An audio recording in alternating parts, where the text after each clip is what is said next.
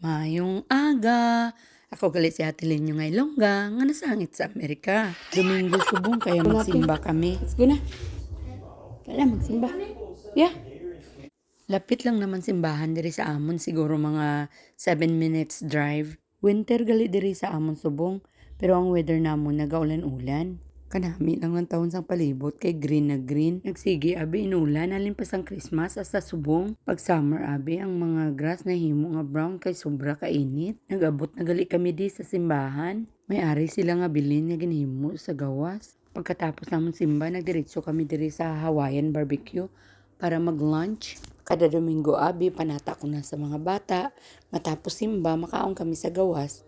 Kaya para hindi na ako magluto. Sure, this is mine. That's yours.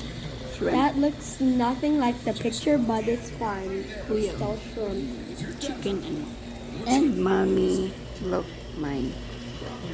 This one's the biggest. Okay, finish it. Um, I'm not sure if I can finish this stuff. You don't want it anymore? Yeah, I'm full, but I can eat one bite. Okay. Kaina, pagaling ng kaon ni Matthew kaya busog na siya. Nahuya, abi ko mag-video kung may tao sa tupad namon Hinahulat-hulat ko nga magawa siya para makabidyo ko pa.